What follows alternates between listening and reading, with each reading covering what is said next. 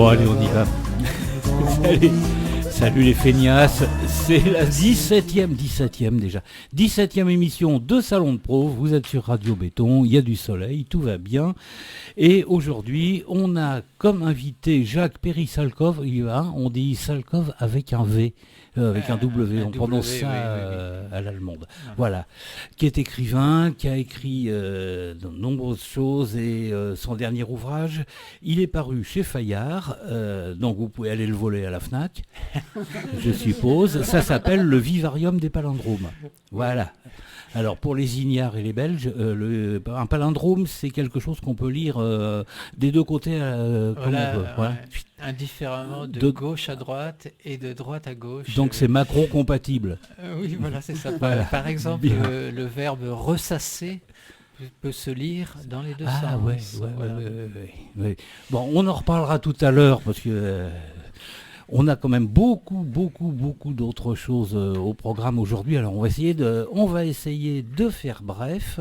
Donc si vous voulez bien, on commence tout de suite par le récapitulatif de quoi dont est-ce qui s'est bien passé sur la page Facebook ce mois-ci, notre page Facebook dont on vous rappelle l'adresse. Bénéficiaires du RSA, des gens comme les autres.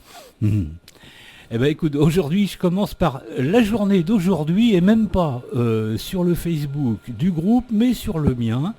J'ai juste deux petits spots comme ça mis l'un à côté de l'autre et puis après vous en faites ce que vous voulez.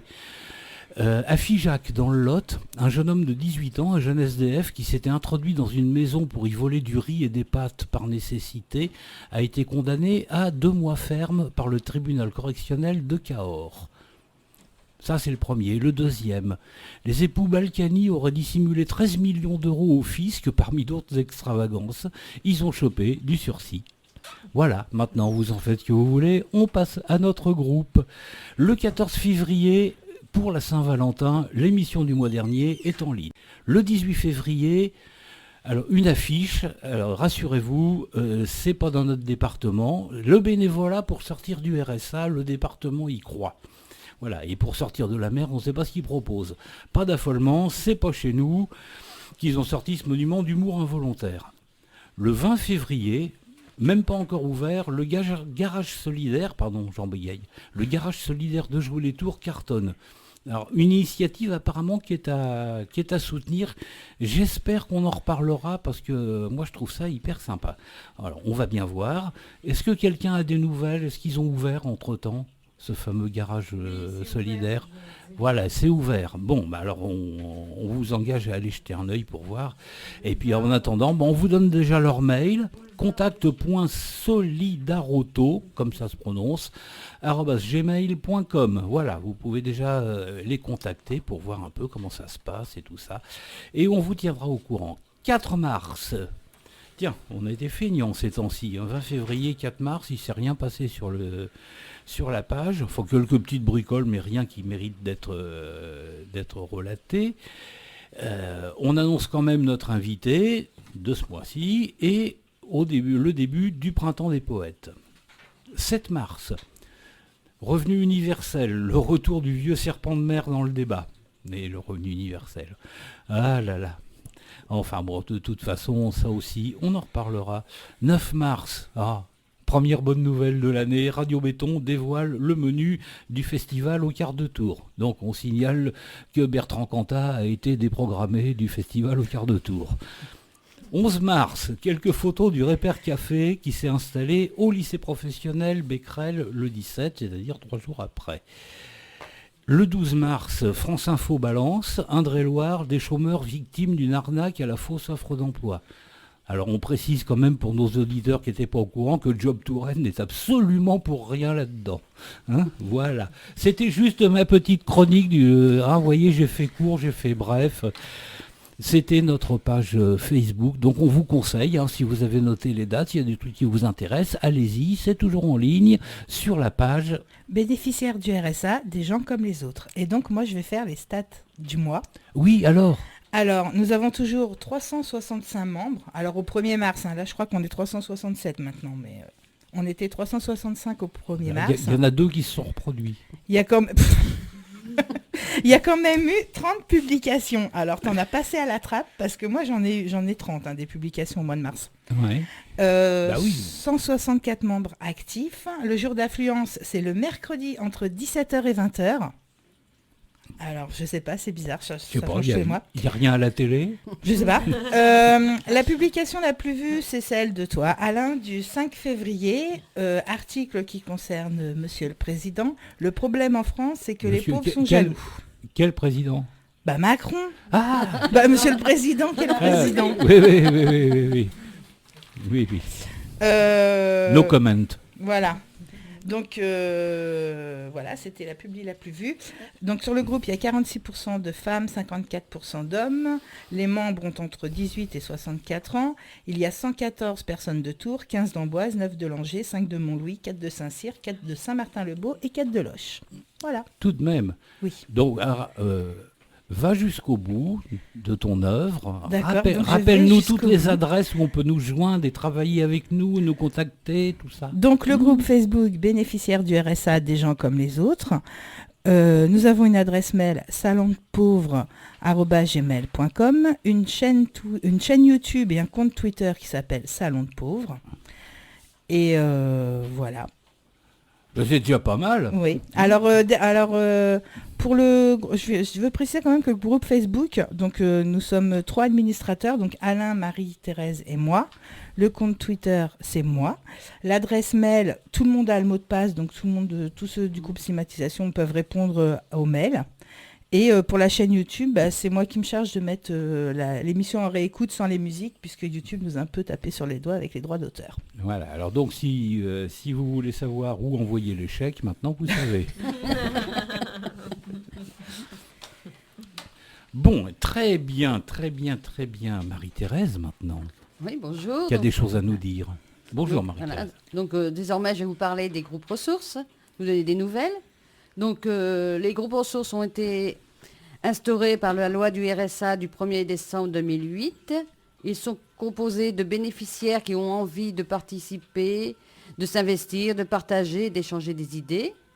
Donc en Indre-et-Loire, il y a 6 groupes. Donc un sur le secteur d'Amboise, Chinon, un sur le secteur de Chinon, parce que je n'ai pas précisé, un sur le secteur de Joué-les-Tours, Saint-Pierre, un sur le secteur de Loches, un sur Tours-Centre et un sur Tours-Nord. Donc aujourd'hui, je vais vous parler plus précisément du groupe d'Amboise, de Tours-Nord et de l'intergroupe Stigmatisation. Donc le groupe d'Amboise, donc que je fais partie, on s'est retrouvés ce matin. Donc à chaque réunion, on parle de ce qui se passe dans les intergroupes dont on a les connaissances, puisqu'on était plusieurs à participer à des intergroupes. Donc ce matin, puisqu'on s'est vu ce matin, on a accueilli Marcel. Excuse-moi, Pascal, qui vient de la Ville aux Dames. Chauffe Pascal.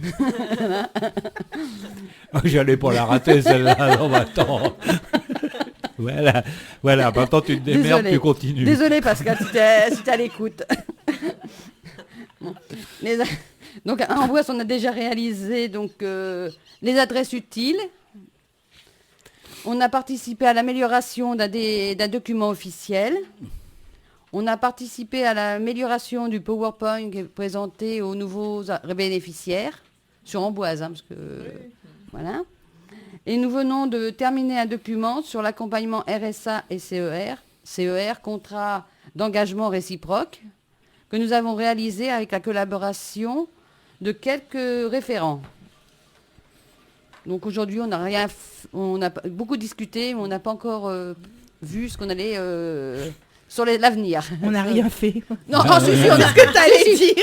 on a discuté devant un café, on avait beaucoup échangé. Cathy va être contente. Non, on a discuté de beaucoup de choses, de choses comme le 29 janvier, voilà. Donc tout ce qui s'est passé depuis, parce qu'il y avait beaucoup de membres qui n'étaient pas là. Donc on les a mis au courant. Donc on vous en donnera des nouvelles sur ce qu'on a décidé sur la suite au mois de juin. Parce qu'on va se voir quand même au mois de mars. Au mois de mars, au mois d'avril, oh là là, aujourd'hui ça va pas. Bon, la MDS de tourneurs qui se retrouve, le groupe de sources de tourneurs qui se retrouve à la MDS de mon conseil, voilà, c'est ça. Ouais. Donc eux, ils ont réalisé la présentation des groupes ressources avec sous un petit film, voilà. Et donc il sera présent et qui va être présenté je ne sais pas si c'est commencé partout, mais qui va être présenté aux nouveaux bénéficiaires. Et jeudi, on le présentera à tous les référents qui sont en charge des bénéficiaires. Et dis-moi, Du suivi du Ingrid, suivi il des n'a pas été bénéficiaires mis du sur la réservé. page Facebook? Si, Si, il est aussi, sur la page oui, Facebook, il est aussi sur YouTube aussi. Oui, voilà.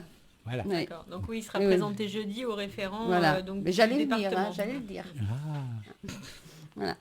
Donc maintenant, le groupe Stigmatisation, donc, qui présente l'émission actuellement que vous écoutez, Salon de pauvres. Donc on a fait pas mal de choses. On a une adresse mail que Ingrid, ça sera un plaisir de rappeler là.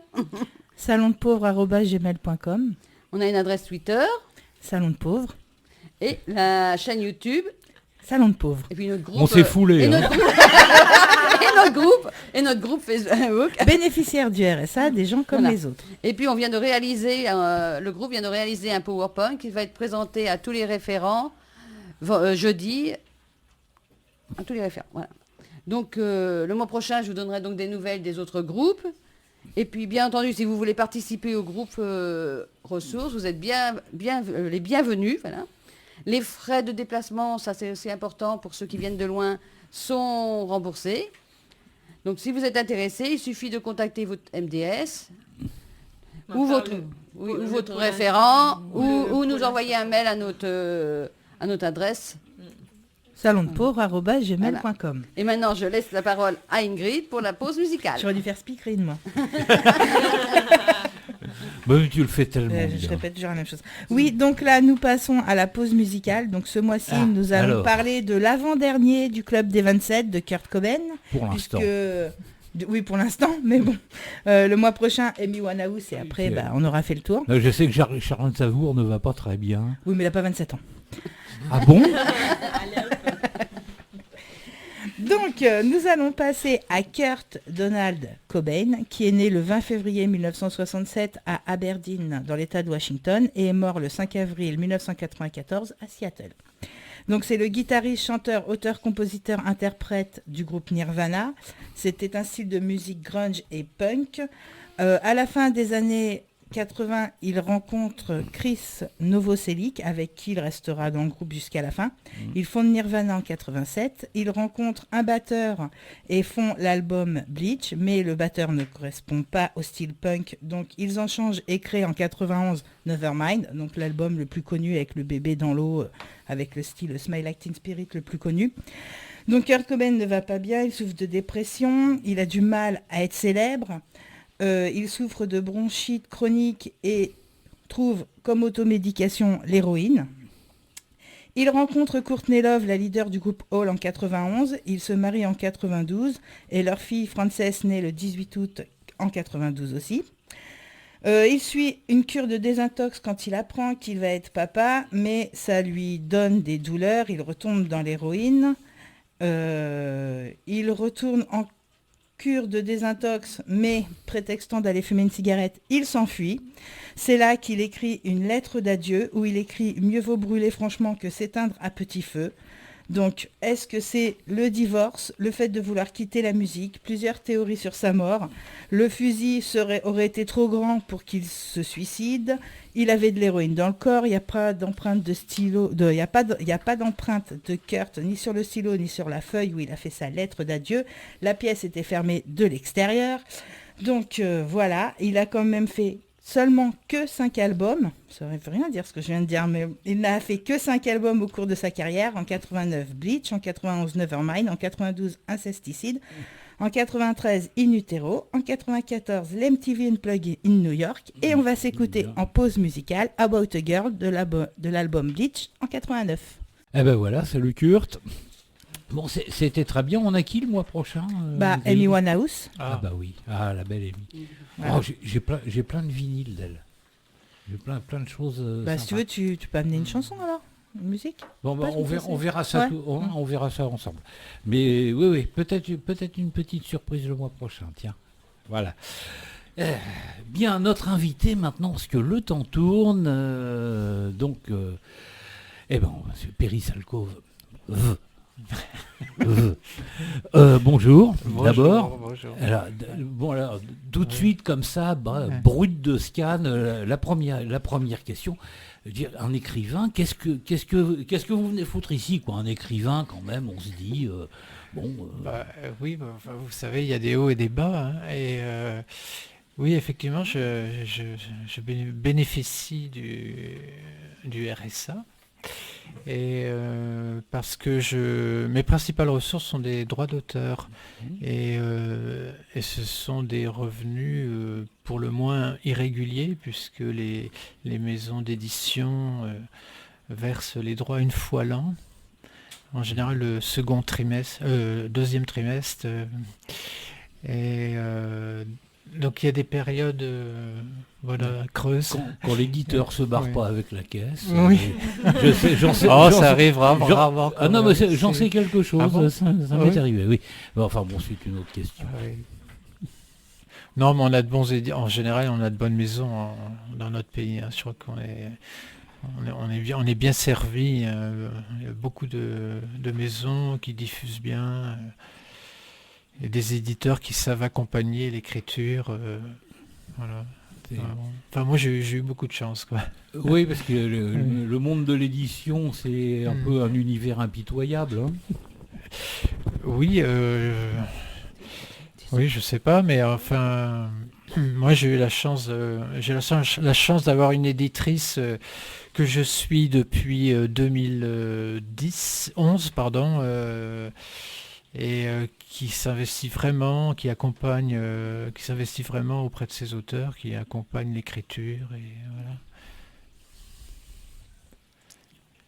Oui.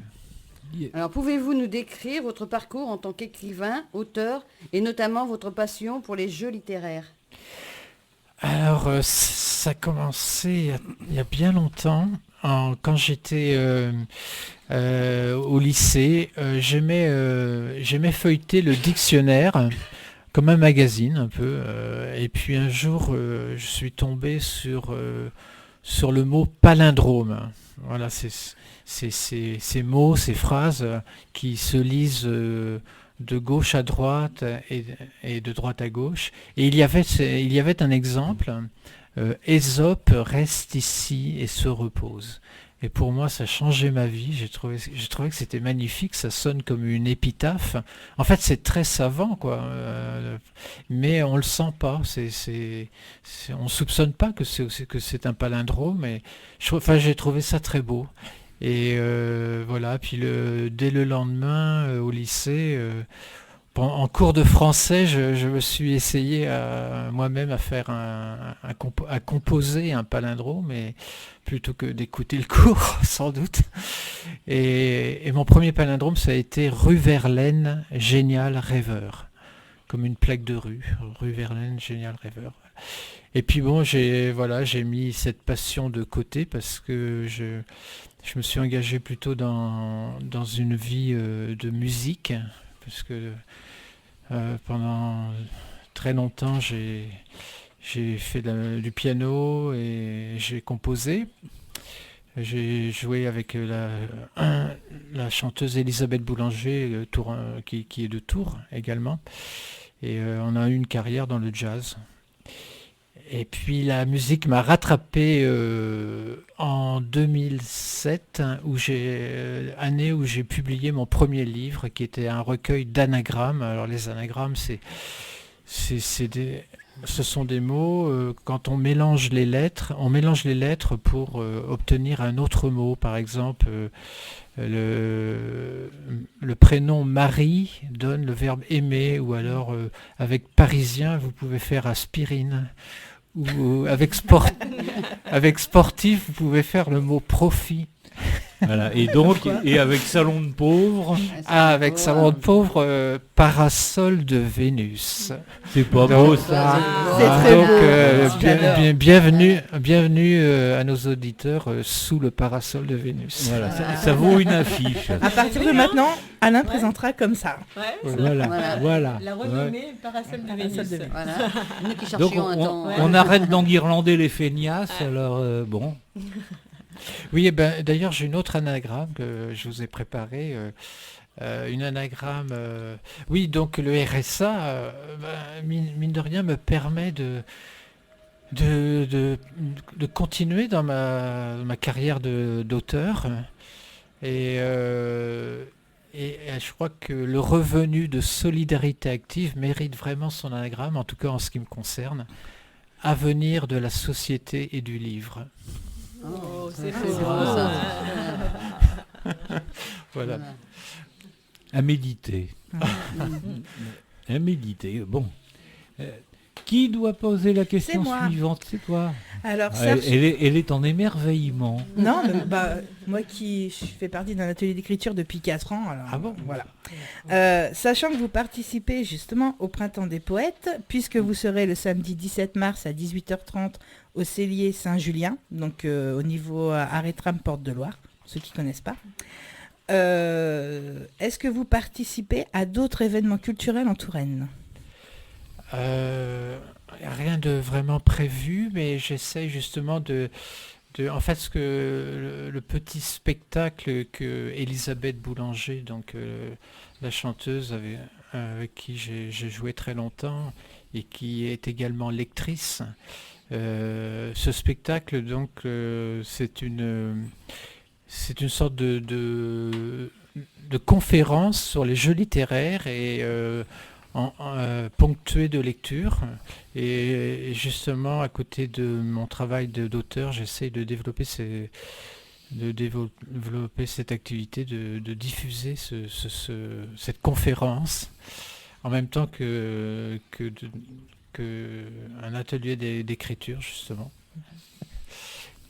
sur les jeux de lettres. Voilà. D'accord. Oui, parce qu'on a quand même la forêt des livres, nous, au mois d'août. Ah bah écoutez, oui, ça serait...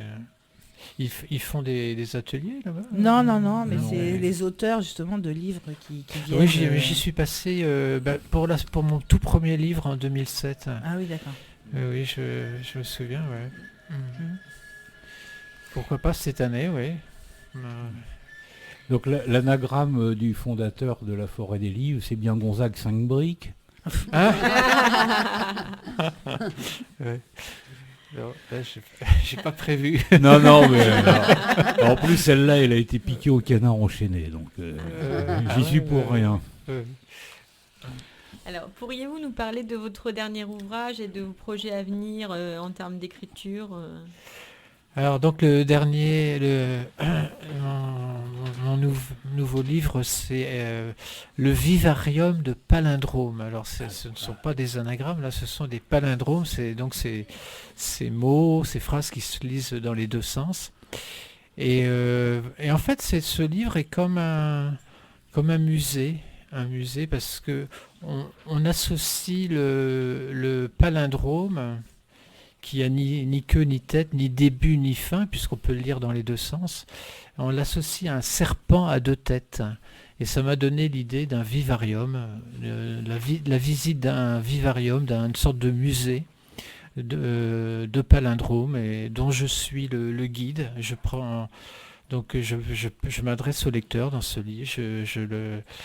Je le promène d'une salle à l'autre. Voilà, c'est... Alors, je peux vous donner quelques exemples, parce que tous les palindromes qu'on trouve dans le livre sont de ma création. Donc, il y a le fameux Rue Verlaine, génial rêveur, mais d'autres palindromes, elle ramassa pas à pas sa marelle. Et qu'est-ce que je peux vous dire aussi? Fiancé va avec naïf. Et, ou alors Ça, c'est le coup pour se faire des copains. Ça. Ou alors une traduction palindrome du fameux slogan ni pute ni soumise. En palindrome, ça donnerait ni patin ni tapin. Ah, Voilà, ni patin donc au pluriel. Ni Oui, tapin. oui, oui, oui, oui. Voilà. Et bon, il y en a bien d'autres comme ça. Ou alors un autre slogan, stop, misère, impôt. Aussi. Mais il y en a des célèbres, il y en a des compliqués, il y en a même un en latin qui est très célèbre. Ah oui, oui, il y a qui est un titre Ingirum imus nocte et consumiur igni. Oui, oui. Ouais, c'est un très très beau. Mais en fait, on l'attribue à Virgile, mais il semble que ça soit le fait d'un moine copiste du Moyen-Âge. Et c'est un très très beau palindrome parce que nous tournons en rond et sommes consumés. Nous tournons en rond dans la nuit et sommes consumés par le feu. Et c'est très beau parce que en fait la forme annulaire du palindrome rejoint le fond.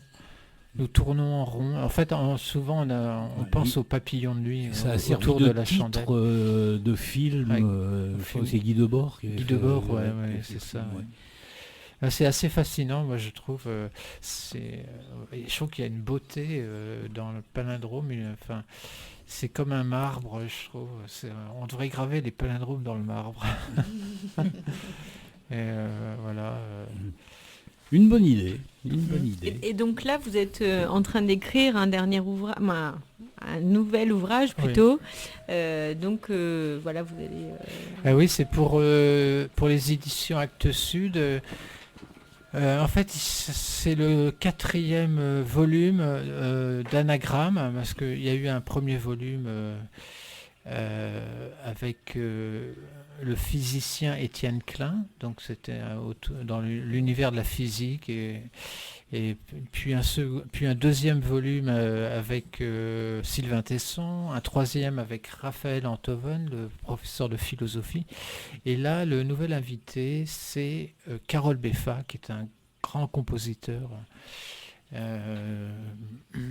qui tout récemment a reçu le prix de la victoire de la musique en catégorie compositeur. Et voilà, donc ça sera un livre d'anagrammes autour de la musique. En avant-première, je vais vous donner Soirée dans Grenade, c'est une estampe de Debussy. Donc Soirée dans Grenade, ça donne Sérénade grandiose. Et donc, comme d'habitude, ces anagrammes sont accompagnés de textes qui sont écrits par l'invité. Voilà, c'est-à-dire que ça permet d'apprendre des choses tout en se divertissant. Mais ça pourrait inspirer des peintres et des graphistes aussi, non ? Ah oui, mais d'ailleurs, je crois que l'anagramme a vraiment un aspect visuel très fort. Oui, non, je crois que... Et cher. Ah oui. Je crois que... Là, on sent vraiment la magie de l'anagramme. Si l'on pouvait animer les lettres, les voir se déplacer et se reformer, enfin faire sentir la métamorphose, ça serait superbe, quoi. Oui, il y a un aspect visuel très fort. Ouais, ça les fractales sur les écrans d'ordinateur, les trucs qui partent dans tous les sens là. Ouais, c'est vrai, tout à fait. Ouais. Il y a à faire là, dans ce domaine-là. Il y a avis aux peintres ou aux cinéastes. Voilà, on lance un avis, vous nous contactez sur notre page Facebook ou ailleurs, et puis on fera suivre. Bon, très bien. Merci beaucoup. Eh ben merci. Merci à vous. Merci. Il y a des choses à faire. Bien. C'est le tour de notre amie Guylaine. Et oui, et je vais quitter... Bonjour Guylaine. Bonjour à tous. Je vais quitter le domaine de la poésie et de la littérature pour des choses beaucoup plus terre-à-terre, puisque pour cette émission des idées, ma rubrique Les idées fausses porte sur la CMU, la couverture... maladie universelle. Voilà, la couverture maladie universelle, et sur les difficultés que les ayants droit, que les personnes qui bénéficient de la CMU éprouvent pour accéder aux soins. Donc je fais un petit rappel historique en fait pour remettre un petit peu l'ambiance de la constitution de l'assurance maladie par l'État en 1945, où les principes fondamentaux, les 3 principes qui ont été mis en place étaient l'égalité d'accès aux soins, la qualité des soins et la solidarité. Donc les ordonnances des 4 et 19 octobre 1945 ont été promulguées par le gouvernement du général de Gaulle, rappelons-le, créant une organisation de la sécurité sociale. Plusieurs réformes ont suivi, je vais assez rapidement, mais ce qui est intéressant, c'est de savoir que ces grands principes sont tirés des préambules de différentes constitutions, en particulier la Constitution de 1946, dont le préambule dispose qu'il est institué une organisation de la sécurité sociale destinée à garantir les travailleurs et leurs familles contre les risques de toute nature susceptibles de réduire ou de supprimer leur capacité de gain à couvrir les charges de maternité et les charges de famille qu'ils supportent. En 1958, la nouvelle Constitution prévoit dans son préambule que la nation assure à l'individu et à la famille les conditions nécessaires à leur développement. Elle garantit à tous, notamment à l'enfant, à la mère et aux vieux travailleurs, la protection de la santé, la sécurité matérielle, le repos et les loisirs. Tout être humain qui, en raison de son âge, de son état physique ou mental, de sa situation économique, se trouve dans l'incapacité de travailler, a le droit d'obtenir de la collectivité des moyens convenables d'existence. Voilà les grands principes qui régissent notre droit et notamment tout ce qui concerne le droit de la sécurité sociale. Alors pour nous rapprocher de notre époque, en 2000, le 1er janvier 2000, la loi portant création de la couverture maladie universelle, CMU, est promulguée et dans le même temps, la diffusion de la carte vitale personnelle pour les ayants droit âgés de 16 ans et plus est mise en place. Alors, après ce préambule un peu historique, je veux rappeler également qu'au 30 juin 2017, je n'ai pas eu de chiffres plus récents, mais il y avait 4 860 000 personnes qui étaient affiliées au régime général bénéficiant de la couverture maladie universelle complémentaire. C'est la CMU C, c'est-à-dire couverture donc universelle, universelle complémentaire. Complémentaire, voilà. Donc beaucoup de monde et ça intéresse évidemment des. Alors quels sont les critères qui permettent d'avoir cette CMU complémentaire? Eh bien, il faut résider en France depuis plus de 3 mois, être en situation régulière, avoir des ressources mensuelles inférieures à un certain montant. Tous ces éléments pour monter votre dossier de demande de CMU, pour avoir des renseignements supplémentaires, vous pouvez le trouver sur le site amélie.fr. AEMELI.fr, donc le site de la sécurité sociale. Il faut dire qu'à la suite de cette complémentaire santé, qui est aussi une prise en charge donc des soins médicaux, il existe aussi une autre possibilité qui s'appelle l'ACS, et c'est une aide au paiement d'une complémentaire santé, ACS. Donc si les ressources d'une personne dépassent de moins de 35% le plafond d'attribution de la CMU complémentaire, vous pouvez bénéficier de l'aide au paiement d'une complémentaire santé ACS. Là aussi, vous trouverez tous les éléments sur amélie.fr et je vous donne des éléments principaux pour parler de ce qu'est la CMU et des différents dispositifs, mais on en reparlera lors de prochaines émissions parce que c'est une thématique santé qui mérite effectivement qu'on prenne beaucoup de soin à en parler. Ce que je voulais surtout présenter aujourd'hui, c'est le fait que trop de médecins refusent les patients pauvres. Et il y a un certain nombre d'études qui ont été réalisées. Je m'appuie sur une étude qui a été faite en 2009 et qui donc dit la chose suivante. Selon une étude publiée ce mercredi, 25% des médecins et dentistes exerçant à Paris refusent de soigner les bénéficiaires de la CMU. Donc à Paris, un médecin sur 4 refuse de soigner les malades les plus défavorisés. Donc c'est une étude publiée par le Fonds de financement de la couverture maladie universelle. Et on a comme ça beaucoup de choses intéressantes qui qui nous font remonter des informations. Sur les 861 médecins et dentistes testés par téléphone, 220 refusent les patients pour la seule raison qu'ils sont bénéficiaires de la CMU. Le taux de refus est particulièrement élevé chez les gynécologues, 38%, mais aussi chez les dentistes, 31%, et les ophtalmologues, 28%. Il s'élève à 19% chez les généralistes et 5% chez les radiologues. Voilà des chiffres parlants. Pour arriver à ces résultats, alors la chercheuse était Caroline Després, qui a donc adopter la méthode du testing. Anonymement, elle téléphone à des médecins et elle pose la question du genre « Bonjour, je souhaiterais prendre rendez-vous, je suis bénéficiaire de la CMU, ça ne pose pas de problème ?» Et puis là, on a des réponses diverses et variées. Donc le premier constat de la chercheuse à cette question, c'est que ce sont les secrétaires qui répondent. Dans la grande majorité des échanges téléphoniques, les secrétariats ont des consignes très claires quant à l'attitude à avoir face à une demande de rendez-vous par un bénéficiaire de la CMU. Donc évidemment, on essaie les secrétaires disent non, je ne prends pas les CMU, je ne peux pas vous parler, je suis en consultation, ça ne m'arrange pas, on n'a pas, enfin bref, voilà. Donc différentes façons de refuser en fin de compte des patients qui doivent être normalement soignés. Alors, les patients de la CMU et les médecins, c'est aussi un article qui est paru dans La Croix le 18 avril 2017. Et donc, les patients de la CMU ne sont pas des patients comme les autres pour les médecins. C'était une révolution dans le monde de la santé de mettre en place la CMU. Donc, un choc de civilisation pour certains professionnels de santé. On a vu rentrer dans nos cabinets des gens qu'on n'imaginait pas, qu'on ne connaissait pas, qu'on ne fréquentait jamais et qui sont arrivés la tête haute en revendiquant des tas de trucs chauffés par les travailleurs sociaux qui enfin ont trouvé des moyens de leur faire soigner les dents, explique un dentiste exerçant en Lorraine. Donc on voit qu'il y a une certaine répugnance pour certains médecins à soigner des gens, en particulier les dentistes. En fait, on peut séparer entre les généralistes qui souvent acceptent parce que ce sont des tarifs conventionnés, alors que pour des médecins exerçant en catégorie 2 et qui ont droit de mettre en place des dépassements d'honoraires, voilà, et bien effectivement, là, ils sont beaucoup moins enclins à accueillir des bénéficiaires de la CMU. Donc ces questions sont quand même très très importantes et nous avons recueilli un certain nombre de témoignages.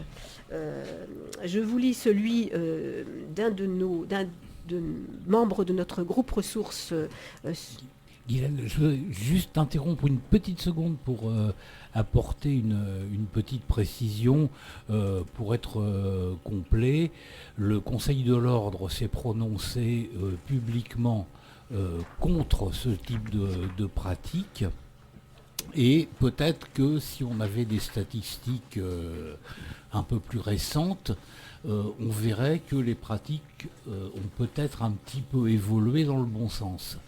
Mais là, mais c'est quand même important de dire que les médecins qui continuent à employer des arguments plus ou moins fallacieux pour refuser les gens qui sont à la CMU, le font contre l'avis du Conseil de l'Ordre et très clairement risque des sanctions. Et contre le serment d'Hippocrate. Oui, en plus, depuis le temps qu'ils sont... De toute façon, il y a certains médecins qui ont le serment d'Hippocrate depuis le temps qu'ils s'entorchent.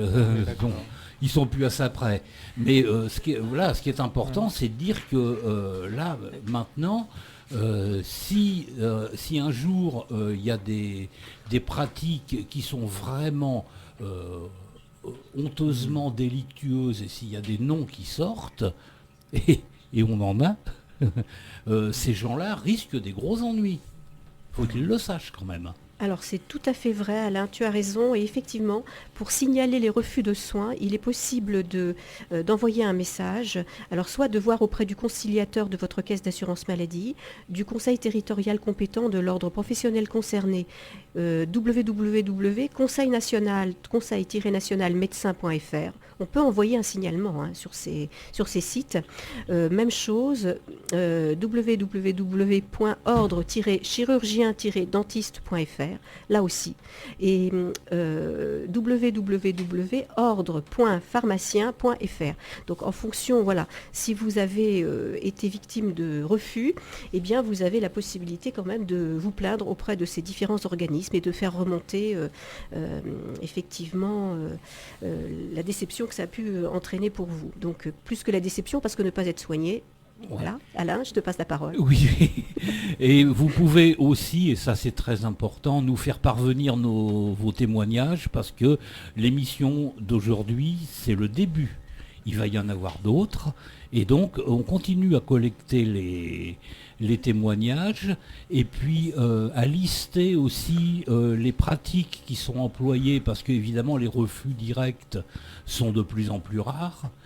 Mais il y a des manières de planquer la merde sous le tapis en disant, par exemple, que le planning est très pris, etc., etc., alors que quelqu'un d'autre qui vient sans CMU aura, lui, son rendez-vous sans aucun problème. Enfin bon, ces pratiques-là sont très connues. Très courantes. C'est très courant. Mais si jamais ça intéresse un jour quelqu'un de faire un petit livre noir... il n'y a pas de problème, on aura des éléments à lui fournir. Effectivement, et alors il faut rappeler quand même que le médecin peut refuser certaines choses. Alors dans le code de la déontologie, hors les cas d'urgence et celui où il manquerait à ce devoir d'humanité, un médecin a le droit de refuser ses soins pour des raisons professionnelles ou personnelles. Le médecin peut se dégager de sa mission à condition de ne pas nuire de ce fait à son malade, de fournir au médecin désigné par le patient les renseignements utiles à la poursuite des soins.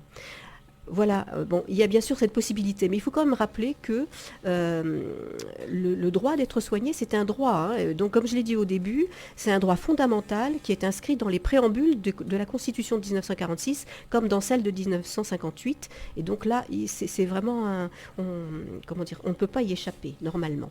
Donc, je passe au témoignage. Oui, non, je voulais juste dire que ce soi-disant droit de retrait du médecin pour des raisons personnelles ou morales a été employé assez fréquemment à une certaine période. Contre l'IVG. Contre l'IVG. Oui, tout à fait. Oui. Et il y a eu un certain nombre de procès et notamment certains ont été perdus par les médecins. Oui, parce qu'il y a un devoir en fait d'accueillir les personnes et de les soigner. Voilà. Alors, premier témoignage, celui donc d'un des membres de notre groupe Stigmatisation, je vous le lis. Voici comment une secrétaire aussi bête que peu discrète reçoit les patients dans un cabinet d'ophtalmologie de Tours. Je me suis présentée au guichet de cet employé le jour de mon rendez-vous et lui ai confié ma carte vitale comme demandé. À l'issue de la consultation, cette dame me réclame le montant de l'acte effectué. Et visiblement, elle n'avait pas lu que je bénéficiais de la CMU.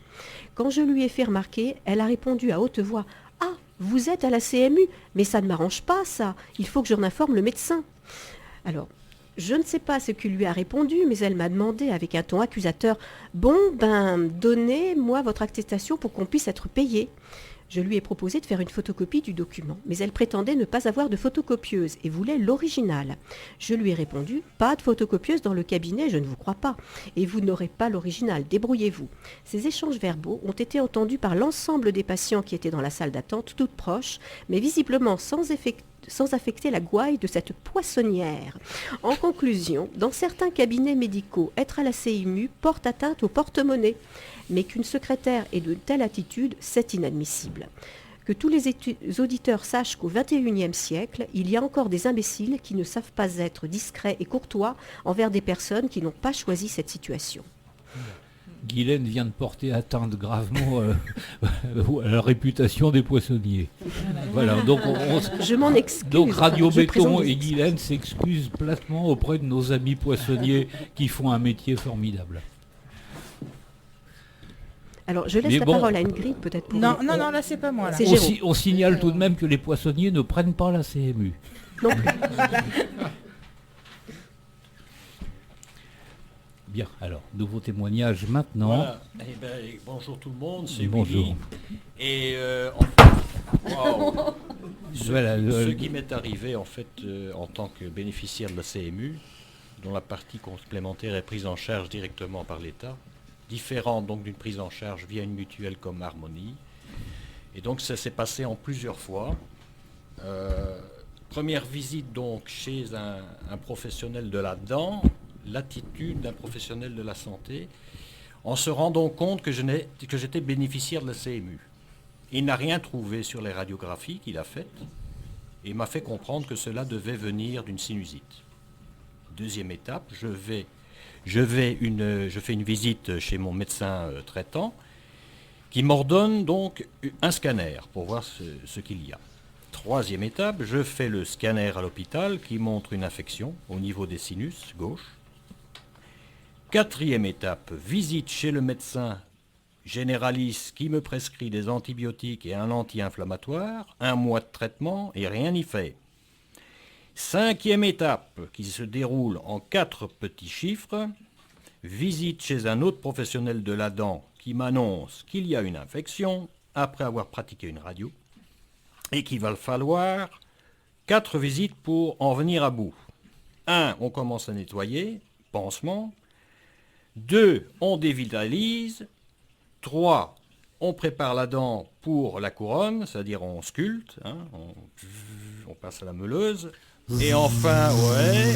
Les bruits assurés par Alain. Et puis après, on pose la couronne. Alors là, c'est pan, pan, ok. Donc ça nous fait 8 visites en tout, ok. À 35 € la visite, plus le scanner, plus toutes les radios. Tout ça, c'est des actes qui sont payants. Et donc, on fait le total. Non, mais on te rassure, l'autopsie, c'est gratuit. Hein. Oui, c'est même pas vrai, ça. C'est même pas vrai, ça. Non. Donc, voilà, si ça avait été pris à temps directement à la première visite, on aurait fait quand même une économie. Hein, comme quoi la bêtise de ces gens-là, le comportement de certains, creuse encore plus le trou de la Sécu. Hein. C'est un problème, ça. Voilà. Ingrid. Oui, alors moi j'ai 5 témoignages. Alors, premier témoignage, oui, 5 femmes en plus. Premier témoignage, beaucoup de dentistes m'ont refusé à cause de la CMU, ils sont pourtant remboursés par la Sécu. Et au contraire, un dentiste en a profité. J'y suis allée pour un simple contrôle et j'ai eu rendez-vous toutes les semaines durant 6 mois. Il m'a dévitalisé 6 ou 7 dents, il m'a tout refait. Hélas naïve, j'ai mis du temps à comprendre. Nous sommes systématiquement moins considérés. Un autre dentiste ne mettait pas d'anesthésie pour que je souffre et que je ne revienne plus. Deuxième témoignage. On a les noms de ces dentistes-là. J'en ai certains. Ouais, voilà. Voilà. Voilà, non, c'est pour qu'ils dorment bien ce soir. Deuxième témoignage. Bonjour, un dentiste de garde un dimanche m'a fait payer des soins de carie alors que je lui ai présenté ma carte vitale et mon attestation CMU. Il n'a rien voulu savoir. J'ai dû payer de suite sur place. Bon, alors celui-là, on note. Voilà. Un autre témoignage. Bonjour. Je trouve que les spécialistes des cliniques privées n'aiment pas trop la CMU et préfèrent dire qu'ils n'ont pas de place libre avant 6 mois. Donc on en parlait tout à l'heure. Donc voilà. Ça, c'est un grand classique. Voilà. Alors là, par contre, j'ai un autre témoignage qui est assez brut de décoffrage. Donc un chirurgien dentiste m'a envoyé chier quand j'ai voulu, il y a quelques années, prendre rendez-vous pour une de mes filles. Il m'a répondu qu'il ne faisait pas dans le social et il n'a pas changé depuis, il est toujours aussi con. Hélas, il y en a un autre aussi qui refuse. Il est toujours en service Oui. Ah oui, puis là j'ai le nom et j'ai l'adresse, donc voilà. Alors, hélas, il y en a un autre aussi qui refuse. Il veut du luxe. Celui-là a balancé à une de mes copines qu'il n'avait pas fait d'études pour s'emmerder avec des cassos. Brave monsieur. Voilà, dernier témoignage. Un jour, mes pivots sont tombés. J'ai dû trouver en urgence un dentiste pour me les remettre, mon dentiste étant en vacances. J'ai donc été reçue chez un dentiste qui a fait une drôle de tête quand j'ai sorti mon attestation de carte vitale et mon attestation CMU. Il m'a remis en place mes pivots, mais au bout de 2 jours, ils sont retombés. Heureusement, mon dentiste revenait de vacances 24 heures après. Et quand je suis allée le voir d'urgence entre 2 rendez-vous, il m'a dit que son confrère avait mis une colle plus que provisoire comparable à de la pâte à fixe. Je pense que si j'avais payé les soins, mes dents ne seraient jamais retombées. Voilà, les témoignages que moi j'ai recueillis pendant 6 mois sur Facebook. Ça fait partie des grands classiques. Il y a un autre grand mais classique. C'est toujours les dentistes, enfin c'est récurrent. Il n'y a pas que les dentistes. Non, il n'y a pas que, mais 80% on dirait que c'est des dentistes. J'ai vécu dans un autre département une expérience à peu près similaire avec un chirurgien. avec un grand sourire, qui m'a dit il exerçait à la fois en milieu hospitalier et en clinique privée. Alors en milieu hospitalier, mon bon monsieur, le planning il est plein à craquer comme un œuf pour les 6 mois qui viennent. Mais par contre, le docteur Intel exerce à la clinique X. Alors évidemment, il y a des petits suppléments, et puis bon, la CMU, il faut l'oublier, mais bon, avec 500 € en liquide dans une petite enveloppe, on doit pouvoir s'arranger, et là, vous êtes reçu dans les 15 jours. Alors évidemment, quelqu'un qui a un problème en particulier qui nécessite une intervention chirurgicale douloureuse, effectivement, il est peut-être un peu tenté d'aller emprunter à des copains et puis de satisfaire à ce genre de pratique. Et ça, c'est assez courant. Ça, c'est un cas dont je peux témoigner qui a eu lieu dans un autre département, mais bon... on a les mêmes à la maison. Hein. Je ne cache pas que certains témoignages que je viens de lire, c'est moi qui l'ai vécu. Donc, oui. Non, mais c'est... Donc, puisque oublie les dentistes, c'est que les enfants, qu'ils aient la CMU ou pas, il y a des visites qui sont obligatoires et puis qui sont remboursées par la sécurité sociale, qui sont pris à charge. Et tous les frais sont pris en charge par la sécurité sociale. Et ça, ils l'oublient. Et puis, ne pas soigner une dent peut entraîner d'autres maladies. Voilà, donc on parlait de la sinusite, on parle... c'est... Parce que la semaine dernière, il y avait un dentiste sur France Inter, et justement, il en parlait de ça. Et il dit c'est inadmissible que des dentistes ou d'autres professionnels refusent les gens qui sont de la CMU. Bon, on précise qu'on n'a rien particulièrement contre les dentistes. Ah non, non, du tout. Non. Mais que, par contre, Guylaine peut peut-être rappeler les 2 ou 3 adresses auxquelles on peut se référer si on a un petit souci. Et puis aussi rappeler qu'on est toujours encore à la recherche de témoignages et que c'est maintenant un petit peu le début d'une rubrique qui va se poursuivre dans les prochaines émissions.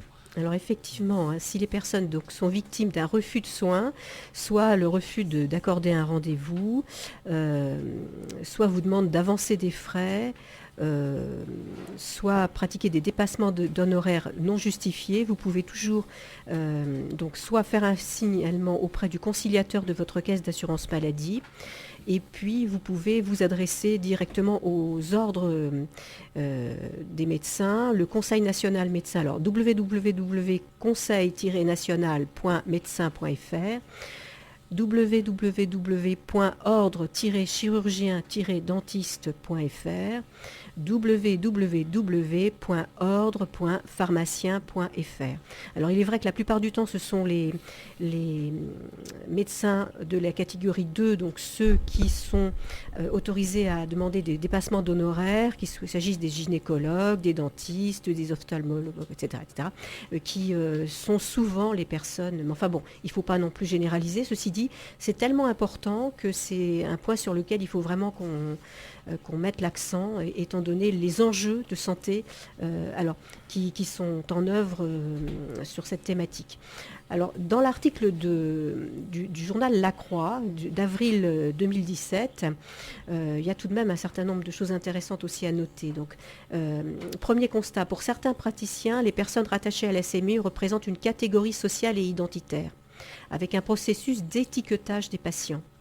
Certains ne sont plus nommés comme des personnes pauvres ou défavorisées, mais comme des CMU. Donc là, on voit vraiment la stigmatisation qui se met en place.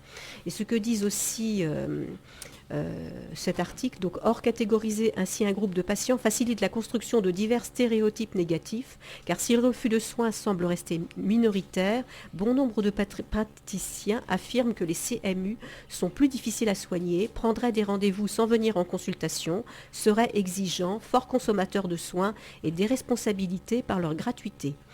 Certaines représentations relèvent des préjugés, dits des fausses, souligne l'étude, en notant que, par exemple, différents travaux ont montré qu'il n'y a pas de surconsommation des bénéficiaires de la CMU, mais des effets de rattrapage. C'est-à-dire que bien souvent, ils ont laissé aller, laissé faire, et donc leur cas ne s'est pas amélioré.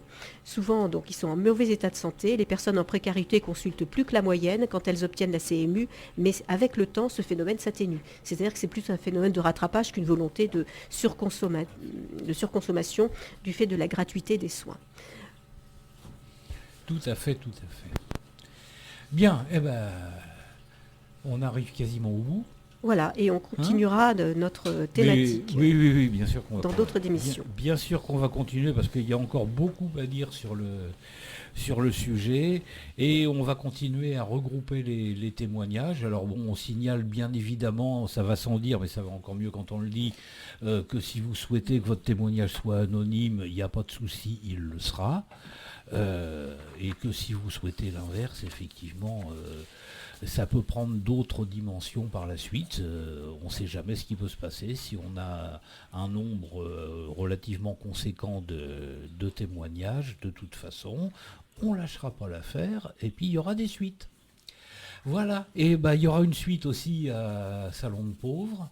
La prochaine émission, ce sera le mardi 10 avril. Avec Séverine Busson-Houssineau, chargée des partenariats à l'école de la deuxième chance. Alors je sais pas, peut-être qu'on a une petite minute, Sandrine, pour nous dire ce que c'est que l'école de la deuxième chance. C'est joli comme nom, ça. Ouais. Alors l'école de la deuxième chance, en fait, elle accueille, elle propose aux jeunes qui sont en décrochage scolaire, donc qui ont arrêté leurs études, qui n'ont pas validé leur diplôme, qui vraiment sont fâchés avec l'école, on va dire, pour parler grossièrement. Donc ça s'adresse aux jeunes de 18 à 30 ans. Voilà, donc c'est large au niveau du public et ces jeunes donc en effet peuvent prendre contact avec l'école de la deuxième chance. Il y a des profs. Il y a des rentrées en fait tout au long de l'année, donc voilà. Et donc il y a une information collective qui est proposée voilà plusieurs fois à l'année avec un jury de sélection. Alors c'est un peu gros, c'est des gros termes, mais voilà, il faut pas en avoir peur, ça se passe bien généralement. Et donc voilà, donc Séverine Busson-Houssineau, donc elle a pris ses fonctions il y a quelques mois, donc elle est plus particulièrement chargée des partenariats et donc elle va en effet nous présenter qu'est-ce que l'école de la deuxième chance, quel public peut s'y inscrire et quel accompagnement, qu'est-ce qui est proposé dans cette école de la deuxième chance. Voilà. Donc c'est vraiment une aide aux jeunes pour leur proposer une formation qualifiante et des temps de stage aussi pour valider un nouveau projet. Bien, rendez-vous pour tout ça, donc le 10 avril, même lieu, même heure, même endroit. Merci à tout le monde, merci à Jacques Péry-Salkov d'être venu nous parler des palindromes et de la langue française. Merci au parasol de Vénus. Salut tout Au revoir, le monde, et au mois prochain. Bye bye. Au 10 avril.